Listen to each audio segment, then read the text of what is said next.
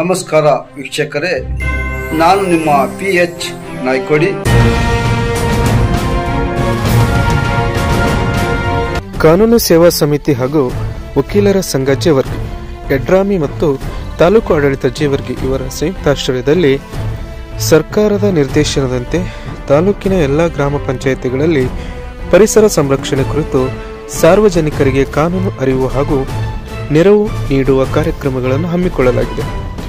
ಅದರಂತೆ ನಡೆದ ಕಾರ್ಯಕ್ರಮದಲ್ಲಿ ತಾಲೂಕು ವಕೀಲರ ಸಂಘದ ಉಪಾಧ್ಯಕ್ಷರಾದ ಶ್ರೀ ಭಾಷಾ ಪಟೇಲ್ ಎಸ್ ಮಾಲಿ ಪಾಟೀಲ್ ಯಳವಾರ್, ತಾಲೂಕು ವಕೀಲರ ಸಂಘ ಹಾಗೂ ಕಾನೂನು ಸೇವಾ ಸಮಿತಿಯ ವಕೀಲರಾದ Appasab Kolkur Hunachiray, TLSC Fateh Mohammed Naikodi, NCIB news ಸಂಪಾದಕರು, ಸದಸ್ಯರಾದ ರಾಜಾ ಪಟೇಲ್, ಪೊಲೀಸ್ ಪಾಟೀಲ್ ಯಳವಾರ್, ತಾಲೂಕು ಪಂಚಾಯತ್ ಅಧಿಕಾರಿಗಳಾದ ಶ್ರೀ ಸುಭಾಷ್ ಯಳವಾರ್, ಗ್ರಾಮ ಪಂಚಾಯತ್ ಅಧ್ಯಕ್ಷರಾದ ಮಲ್ಲಮ್ಮ ಗಂಡ ಯಮನಪ್ಪ, ಸದಸ್ಯರಾದ ಶಾಂತಯ್ಯ ಗುತ್ತೇದಾರ್, ರಾಜಾ ಪಟೇಲ್, ಕಾರ್ಯದರ್ಶಿ ಸುಭಾಷ್ ಸಿದ್ದು, ಆಶಾ ಕಾರ್ಯಕರ್ತರು ಗ್ರಾಮ ಪಂಚಾಯಿತಿ ಅಧ್ಯಕ್ಷರಾದ ಪ್ರಿಯಾಂಕಾ, ಉಪಾಧ್ಯಕ್ಷರಾದ ಸಾಹರಾ ಬಾನು, ದೇವೇಂದ್ರ ಮೊದೋಳ್, ಪರಶುರಾಮ್, ಗ್ರಾಮದ ಮಹಿಳೆಯರು, ಕೆಲ್ಲೂರು ಗ್ರಾಮ ಪಂಚಾಯಿತಿ ಅಧ್ಯಕ್ಷರಾದ ಶ್ರೀಮತಿ ಸಿದ್ದಮ್ಮ, ಮಾಜಿ ಅಧ್ಯಕ್ಷರಾದ ಸಾಹೇಬಗೌಡ, ಕಾರ್ಯದರ್ಶಿ ಅನಿಲ್, ಗ್ರಾಮದ ಪ್ರಮುಖರು ಹಾಗೂ ಮಹಿಳೆಯರು, ಅಂದೋಲ ಗ್ರಾಮ ಪಂಚಾಯಿತಿ ಅಧ್ಯಕ್ಷರಾದ ಶ್ರೀ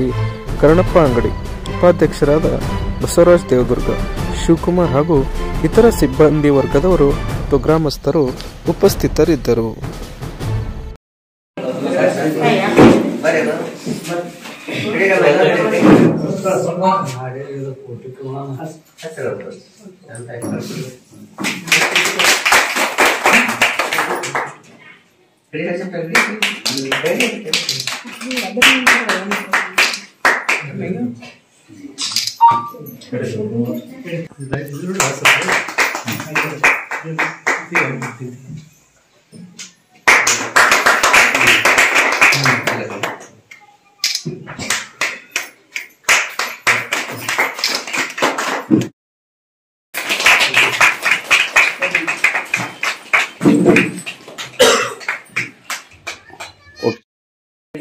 ನಮ್ದ ಕಾನೂನಿನ ಅರಿವು ನೆರವು ಕಾರ್ಯಕ್ರಮ ಇತ್ತಂತಂದ್ರ ಬಹಿರಂಗ ಸಭೆಯಲ್ಲಿ ಎಲ್ಲಾದ್ರೂ ಇಟ್ಟು ಎಲ್ಲರಿಗೂ ಸಾರ್ವಜನಿಕವಾಗಿ ನಾವು ಕಾನೂನಿನ ಅರಿವು ಕೊಡ್ತೀವಿ. ಆದ್ರ ಇದು ನಿಮ್ಮ ಸರ್ಕಾರ ನಿರ್ದೇಶನ ಮೇರೆಗೆ ನಾವು ನಿಮ್ಗೆ ಮಾಡ್ತಾ ಇದೀವಿ, ನಮ್ಮ ವೈಯಕ್ತಿಕವಾಗಿ ನಿಮ್ಗೆ ಮಾಡ್ತಾ ಇಲ್ಲ. ಆದ್ರೂ ನೀವು ಇರ್ಬೇಕಾಗಿತ್ತು, ನೀವು ಇದ್ದಿದ್ದಿಲ್ಲ.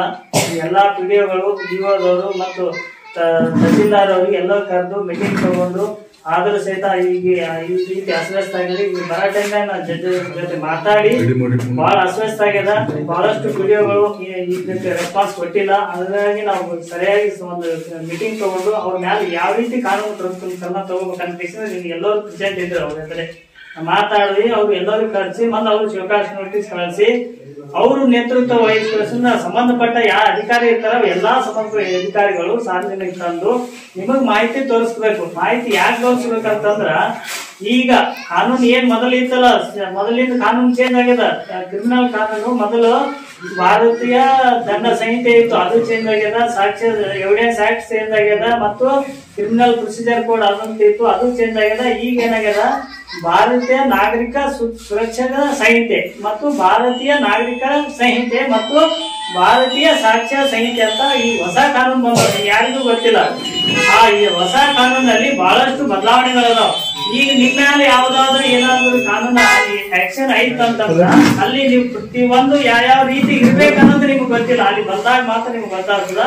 ಮೊದಲಿನ ಕಾನೂನು ಹೋಯ್ತು, ಮೊದಲು ಬಹಳಷ್ಟು ಕಾನೂನುಗಳಿಗೆ ಮೊದಲಲ್ಲಿ ಇವೆಲ್ಲ ಫೋನ್ ನಲ್ಲಿ ಇವೆಲ್ಲ ಮಾತಾಡಿದ್ರು ತಗೋತಿಲ್ಲ, ಎಲ್ಲಾ ಸಾಕ್ಷಿ ತಗೋತಿದ್ರು. ಈಗ ಬಹಳಷ್ಟು ಕಾನೂನು ಬದಲಾವಣೆ ಆಗ್ಯಾವ. ಅದು ತಿಳಿಸ್ಕೊಡ್ಲಾಕ ಸರ್ಕಾರ ವತಿಯಿಂದ ಎಲ್ಲಾ ನಮ್ಮ ಇಲಾಖೆ ಅಧಿಕಾರಿಗಳಿಗೆ ಈಗ ನಿಮ್ಮ ಪಂಚಾಯತ್ ಅದ, ಪಂಚಾಯತಿ ಕಾಯ್ದೆನೂ ಚೇಂಜ್ ಆಗ್ಯದ. ಆ ಪಂಚಾಯತಿ ಕಾಯ್ದೆ ಪ್ರಕಾರ ಯಾವ ರೀತಿ ಇರಬೇಕು, ಪಂಚಾಯತಿ ಕಾಯ್ದೆನಲ್ಲಿ ಎಷ್ಟು ಸಿಬ್ಬಂದಿ ಹೆಂಗಿರ್ಬೇಕು, ಸಾರ್ವಜನಿಕರ ಜೊತೆ ಯಾವ ರೀತಿ ವ್ಯವಹಾರ ಮಾಡಬೇಕು, ಮತ್ತೆ ಪಂಚಾಯತಿನಲ್ಲಿ ಬರ್ತಕ್ಕಂತ ಸವಲತ್ತುಗಳು ಸಾರ್ವಜನಿಕವಾಗಿ ಯಾವ ರೀತಿ ತಲುಪಿಸಬೇಕು, ಮತ್ತೆ ಅವ್ರಿಗೆ ಸಭೆ ಸಮಾರಂಭಗಳು ಯಾವ ರೀತಿ ಮಾಡ್ಬೇಕಂತ ಎಲ್ಲಾ ವಿವರಗಳ ಪಂಚಾಯತ್ ಕಾಯ್ದೆನಲ್ಲಿ ಬಂದದ. ಅದು ಒಯ್ದು ಅವ್ರಿಗೆ ಮುಟ್ಸಿ ಮತ್ತ ಈ ನಿಮ್ಮ ಆಶಾ ಕಾರ್ಯಕರ್ತರು ನಿಮ್ಮ ಆರೋಗ್ಯ ಇಲಾಖೆಯಿಂದ ಯಾವ ರೀತಿ ನಿರ್ದೇಶನ ಇರಬೇಕು ಅದು ಅವ್ರಿಗೆ ತಿಳಿಸ್ರಿ. ಮತ್ತ ಅದನ್ನು ಚೇಂಜ್ ಆಗ್ಯದ. ಈಗ ಕಾಲ ಬದಲಾದಂಗ ಕಾನೂನುಗಳನ್ನು ಚೇಂಜ್ ಹಾಕೋತಾ ಹೋಗ್ತಾ ಅದು ತಿಳುವಳಿಕೆ ನಿಮ್ಗೆ ಇರ್ಲಿ ಅಂತ ಕೇಸಿಂದ. ಈಗ ನಿಮ್ಗೆ ಯಾರು ಬಂದು ಏನಾರ ಅಂತ 4-5 ಪ್ರಶ್ನೆ ಹಾಕ್ತಾರ, ಅದು ಹಂಗ ಯಾಕೆ ಮಾಡಿಲ್ಲ, ಇದು ಹೆಂಗ್ ಯಾಕೆ ಮಾಡಿಲ್ಲ, ಅದು ಯಾಕೆ ಬಂದಿಲ್ಲ, ಈಗ 4-5 ಪ್ರಶ್ನೆ ಇವರೇ ಕೇಳಿದ್ರ ನಮಗ.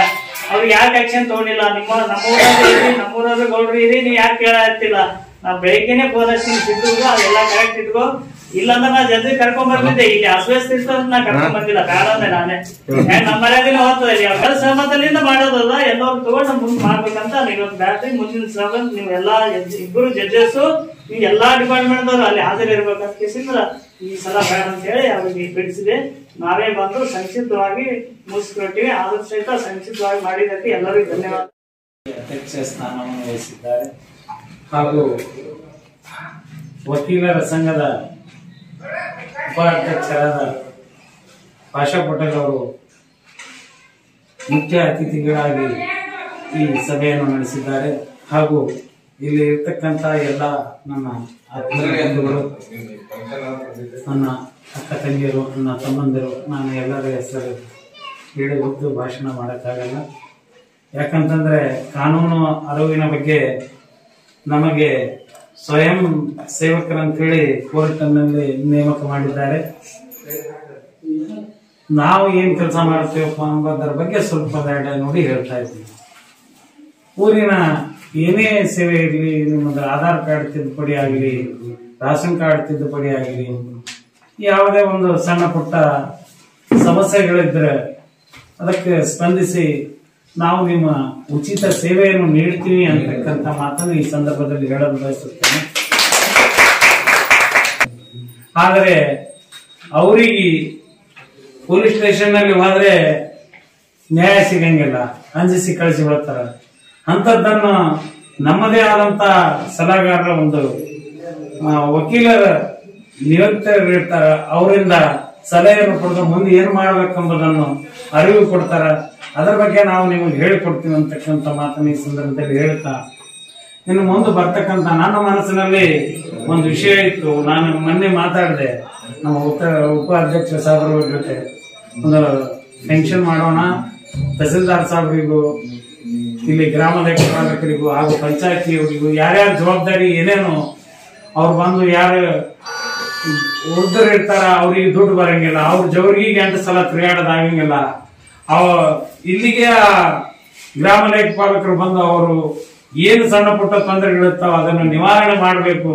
ತಹಸೀಲ್ದಾರ್ ಸಾಹೇಬರು ಕೂಡ ಇಲ್ಲಿಗೆ ಬಂದು ಅವರಿಗೆ ಮಾಹಿತಿಯನ್ನು ನೀಡಬೇಕೆಂಬುದು ನನ್ನ ಮನಸ್ಸಿನಲ್ಲಿ ಇತ್ತು. ಆದ್ರೆ ತರಾತುರಿಯಲ್ಲಿ ಈ ಪ್ರೋಗ್ರಾಮ್ ನಡೆಸಿದ್ದಕ್ಕಾಗಿ ಯಾರಿಗೂ ಕರೆಯಕ್ಕೆ ಅವಕಾಶ ಸಿಕ್ಕಿಲ್ಲ. ಮುಂದೆ ಬರ್ತಕ್ಕಂಥ ದಿನಗಳಲ್ಲಿ ಇಂಥ ಸಂದರ್ಭ ಬಂದ್ರೆ ಎಲ್ಲರಿಗೂ ಕರೆದು ಈ ಸಭೆಯನ್ನು ಮಾಡ್ಬೇಕಂತ ಹೇಳಿ ಅವರಿಗೆ ನಾನು ಹೇಳ್ತಾ ನನಗೆ ಮಾತಾಡಲು ಅವಕಾಶ ಮಾಡಿಕೊಟ್ಟ ತಮ್ಮ ಕಾರ್ಯಕ್ರಮದ ಮುಖ್ಯ ಉದ್ದೇಶ ಇಂದು ರಕ್ಷಿಸಿ ನಾಳೆ ಸುರಕ್ಷಿತ ಪರಿಸರ ಕಾನೂನು ಸಾಕ್ಷರತಾ ಕಾರ್ಯಕ್ರಮ. ಅದರ ಜೊತೆಗೆ ನಾವು ಪರಿಸರ ಯಾವ ರೀತಿಯಾಗಿ ರಕ್ಷಣೆ ಮಾಡಬೇಕು, ಪರಿಸರವನ್ನ ಯಾವ ರೀತಿಯಾಗಿ ಕಾಪಾಡಬೇಕು ಅಂತಕ್ಕಂಥದ್ದನ್ನ ಗ್ರಾಮೀಣ ಮಟ್ಟದಲ್ಲಿ ಜನರಿಗೆ ಕಾನೂನಿನ ಮುಖಾಂತರ ತಿಳುವಳಿಕೆ ನೀಡುವ ಮೂಲಕ ಈ ಒಂದು ಕಾರ್ಯಕ್ರಮವನ್ನ ಹಮ್ಮಿಕೊಂಡಿದ್ದೀವಿ. ಈ ಒಂದು ಕಾರ್ಯಕ್ರಮವನ್ನ ಇಲ್ಲಿ ಹಮ್ಮಿಕೊಂಡು ಕಾರ್ಯಕ್ರಮ ನಡೆಸಿರ್ತಕ್ಕಂಥ ಎಲ್ಲರಿಗೂ ನನ್ನ ನಮಸ್ಕಾರಗಳನ್ನ ತಿಳಿಸ್ತಾ, ಯಾವ ರೀತಿಯಾಗಿ ಪರಿಸರ ಹಾನಿ ಆಗ್ತಾ ಇದೆ ಅಂತಕ್ಕಂಥದ್ದು ನಾವು ವಿಚಾರ ಮಾಡಬೇಕಾಗಿದೆ. ಇಲ್ಲಿ ಗ್ರಾಮ ಮಟ್ಟದಲ್ಲಿ ನೋಡಿದಾಗ ನಾವು ಅನೇಕ ವಿಧಗಳಲ್ಲಿ ಪ್ಲಾಸ್ಟಿಕ್ ಯೂಸ್ ಮಾಡ್ತಾ ಇದ್ದೇವೆ, ಪ್ಲಾಸ್ಟಿಕ್ ಉಪಯೋಗ ಮಾಡ್ಲಕತ್ತೀವಿ. ಆ ಪ್ಲಾಸ್ಟಿಕ್ ಉಪಯೋಗ ಮಾಡೋದ್ರಿಂದ ನಮ್ಮ ಒಂದು ಪರಿಸರದ ಮೇಲೆ ಬಹಳ ತೊಂದರೆ ಆಗ್ತದೆ, ಪರಿಸರ ಹಾನಿ ಉಂಟಾಗ್ತದೆ, ಪರಿಸರ ನಾಶ ಆಗ್ಲಿಕ್ಕೆ ಕಾರಣ ಆಗ್ತದೆ. ನೋಡ್ರಿ, ನೀವು ಆ ಉಪಯೋಗಿಸಿರ್ತಕ್ಕಂಥ ಪ್ಲಾಸ್ಟಿಕ್ ಎಲ್ಲಿ ಬೇಕಾದ್ರಲ್ಲಿ ಒಗಿತೀವಿ. ಒಗೆಯೋದ್ರಿಂದ ಅವು ಏನಾಗ್ತಾವ, ಆ ಪ್ಲಾಸ್ಟಿಕ್ಗಳು ದನಗಳು ತಿಂದ್ರೆ ಆ ಹೊಟ್ಟೆಗೆ ಹೋದ್ವು ಅಂತಂದ್ರೆ ಅವು ಎಂದೂ ಕರಗಲ್ಲ. ನೀವು ಹೊಲಕ್ಕೆ ಗೊಬ್ಬರ ಹಾಕ್ಬೇಕಾದ್ರೂ ಅದು ಹೊಲದಾಗ ಒಯ್ದು ಹೋಗಿರಿ, ಆ ಪ್ಲಾಸ್ಟಿಕ್ ಅಷ್ಟೇ ಇರ್ತದೆ. ಈ ರೀತಿಯಾಗಿ ಅದಕ್ಕೆ ಆಗಿರ್ತಕ್ಕಂಥ ಪ್ಲಾಸ್ಟಿಕ್ ನಿಷೇಧ ಕಾಯ್ದೆ ಅಂತಕ್ಕಂಥದ್ದು ಅದರದೇ ಆಗಿರ್ತಕ್ಕಂಥ ಕಾಯ್ದೆಯದ ಈ ಪಂಚಾಯತ್ ಮಟ್ಟದಲ್ಲೇ ಬರ್ತದೆ.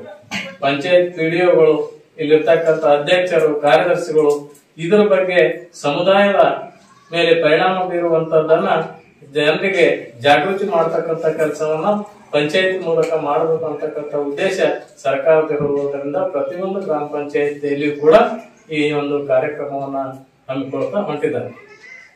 ನಾವು 3 ದಿನಗಳಿಂದ ಈ ಕಾರ್ಯಕ್ರಮವನ್ನು ನಡೆಸ್ತಾ ಇದ್ದೇವೆ. ದಿನಾಲು 4-5 ಪಂಚಾಯತಿ, ಮೊನ್ನೆ 5 ಪಂಚಾಯತಿ ಆಗಿವೆ, ನಿನ್ನೆ 4 ಪಂಚಾಯತಿ, ಇವತ್ತು ಕೂಡ 4 ಪಂಚಾಯತಿ.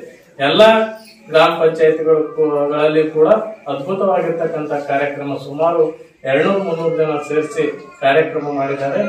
ಇಲ್ಲಿ ಪರಿಸ್ಥಿತಿ ನೋಡಿದ್ರೆ ನಾವು ಬಿಡ್ತಕ್ಕಂಥ ಇಂಗಾಲದ ಡೈಆಕ್ಸೈಡ್ ಅನ್ನು ತೆಗೆದುಕೊಂಡು ಅದು ಶುದ್ಧವಾಗಿರ್ತಕ್ಕಂಥ ಒಂದು ಆಮ್ಲಜನಕವನ್ನು ನಮಗೆ ಕೊಡ್ತದೆ. ಅದರಿಂದ ನಮ್ಮ ಆರೋಗ್ಯ ನಾವು ಚೆನ್ನಾಗಿಟ್ಕೊಳ್ಳಿಕ್ಕೆ ಸಾಧ್ಯ ಆಗ್ತದೆ. ಇವತ್ತು ನಾವು ನೋಡಿದಾಗ ಅನೇಕ ಜನ ಗಿಡಕ್ಕೆ ನೀರು ಎರಚುವ ಮೂಲಕ ಈ ಒಂದು ಸಭೆ ಪ್ರಾರಂಭಿಸಬೇಕಾಗಿ ತಮ್ಮಲ್ಲಿ ವಿನಂತಿಸಿಕೊಳ್ಳುತ್ತೇನೆ.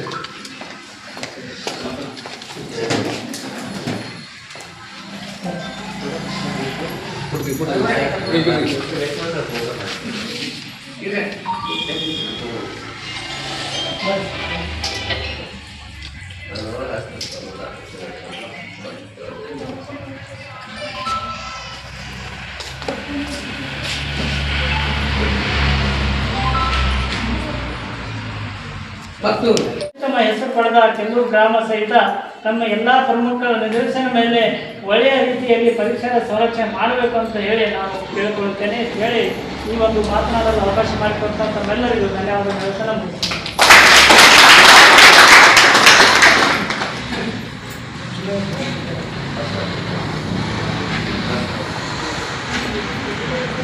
ಅದೇ ರೀತಿಯಾಗಿ ಅವರು ಕೂಡ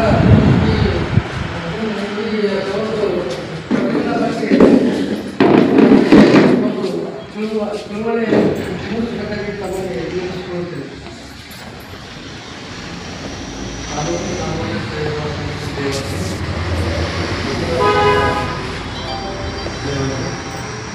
ತಾಲೂಕು ಆಡಳಿತ ದೇವತೆ ಹಾಗೂ ಗ್ರಾಮ ಪಂಚಾಯತ್ ಎಲ್ಲರೂ ಸಂಯುಕ್ತ